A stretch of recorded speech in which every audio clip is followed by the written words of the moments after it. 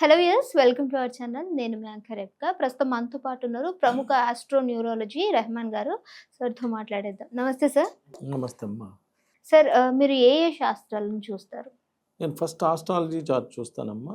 Astrology అనేది ఒక అద్భుతమైన సబ్జెక్ట్. అసలు మనం ఏం చదువుకోవాలి, ఏ జాబ్ వస్తుంది, మ్యారేజ్ ఎప్పుడు అవుతుంది, సంతానం ఎంత, హెల్త్ ప్రాబ్లమ్స్ ఏమైనా ఉన్నాయా, ఇలాంటి అద్భుతమైన విషయాలను అన్నింటినీ తెలియజేసేది ఆస్ట్రాలజీ. ఓకే. న్యూమరాలజీ వచ్చి అసలు మన పేరులో బలం ఎంత ఉంది, మన పేరులో పాజిటివ్ నెంబర్ ఉందా, నెగిటివ్ నెంబర్ ఉందా, నెగిటివ్ నెంబర్ ఉంటే ఎలా కరెక్ట్ చేసుకోవాలి తెలియజేసే న్యూమరాలజీ. అలా నేను చెయ్యి చూస్తాను. చెయ్యి చూసి అసలు మనకి ఎన్ని ఇళ్ళు ఉన్నాయి, ఇల్లు కట్టుకోవడానికి అవకాశం ఉందా లేదా, ఫారెన్ వెళ్ళడానికి అవకాశం ఉందా లేదా, ఫారెన్ వెళ్తే మళ్ళీ ఎంతకాలం అక్కడ ఉంటాము, లేదా ఎప్పుడు రిటర్న్ వచ్చేస్తాము, లేదా ఎమ్మటే అని రిటర్న్ వస్తామా తెలియజేయడానికి చెయ్యి చూస్తాను. ఫేస్ రీడింగ్, ఒకళ్ళని చూస్తే పెట్టబుద్ధి అయింది, ఒకళ్ళని చూస్తే కొట్టబుద్ధి అయిందని ఫేస్ చూడంగానే మన 100 years లైఫ్ ఎలా ఉంది ఏంటి అనేది చెప్పవచ్చు అమ్మా. సిగ్నేచర్, సంతకాన్ని బట్టి అసలు మనకి లీగల్ ప్రాబ్లమ్స్ ఏమైనా ఉన్నాయా లేవా, అలానే హెల్త్ ప్రాబ్లమ్స్, లేడీస్కి పర్టికులర్గా పీసీఓడి ప్రాబ్లమ్స్ ఇలాంటివి ఏమైనా ఉన్నాయా అనేవన్నీ సంతకాన్ని బట్టి చెప్పచ్చు. మ్యారేజ్ డేట్, అందరూ అనుకుంటారు డేట్ ఆఫ్ బర్త్ మెయిన్ అని. డేట్ ఆఫ్ బర్త్ ఏముంది, ఎట్టయినా బతుకుతాడు పుట్టినాక. Marriage date is the most important. పెళ్ళైన కాడి నుంచి లైఫ్ ఎలా ఉన్నది అనేదే మెయిన్. ఇబ్బందులు పడాలన్నా పెళ్ళైనాకే, సుఖపడాలన్నా పెళ్ళైనాకే. సో మ్యారేజ్ డేట్ బాగుండాలి.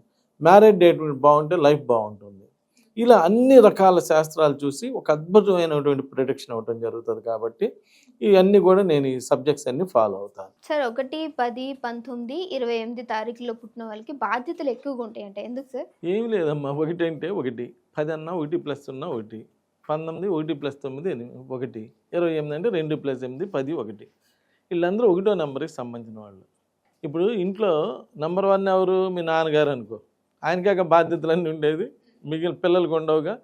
ఇక్కడ 1 అంటే leaders, main person, main role. వీళ్ళకి రెస్పాన్సిబిలిటీస్ ఎక్కువగా ఉంటాయి. వీళ్ళు ఫాలోవర్స్ని తయారు చేసుకుంటారు.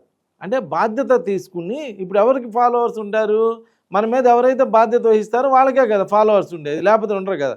నీ పని నువ్వు చేసుకుని నా పని నేను చేసుకున్నా అంటే వాడి ఫాలోవర్ ఉండరు కదా.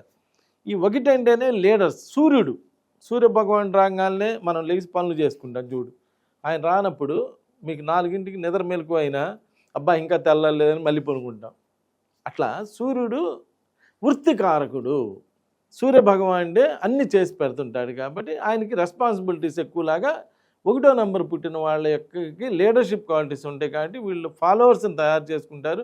అన్ని బాధ్యతలు వీళ్ళే తీసుకొని బాధ్యతాయుతంగా బిహేవ్ చేస్తారనమాట. అందువల్ల వాళ్ళకి బాధ్యతలు ఎక్కువగా ఉంటాయి.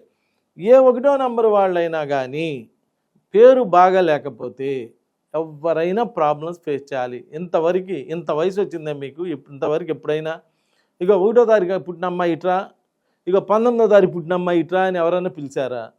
పేరుతో పిలుస్తారు. పేరు బలంగా ఉండాలి. నువ్వు ఏ డేట్ ఆఫ్ బర్త్లో పుట్టినా పేరు బలంగా ఉంటే ఆ డేట్ ఆఫ్ బర్త్లో ఉన్న నెగిటివ్ని కవర్ చేసిద్ది. అసలు పేరే నెగిటివ్గా ఉందనుకో ఏం చేసిద్దండి? పేరు నెగిటివ్గా ఉంటాయని నువ్వు అడగాలి. సౌందర్య అని కొడితే 18వ నెంబర్ వచ్చింది.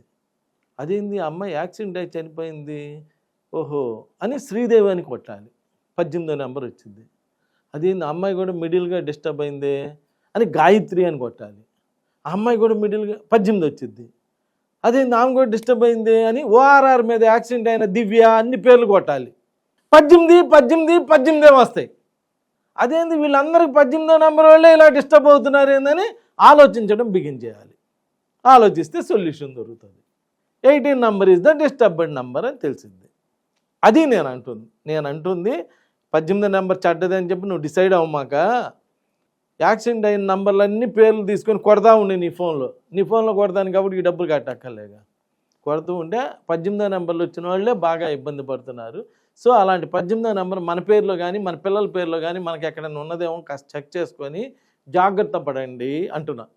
ఆల్రెడీ ఫ్లైట్ ఎక్కి దిగలే సౌందర్య గారు, అప్పుడు సౌందర్య గారి పేర్లో 18 ఉందని చెప్పి నువ్వు చూసుకుంటేనేమి, చూసుకోపోతేనేమి. ఓకే అమ్మా, అలా జాగ్రత్తలు తీసుకోండి, జీవితాన్ని జాగ్రత్తగా నడపండి అంటున్నా. నమస్కారం.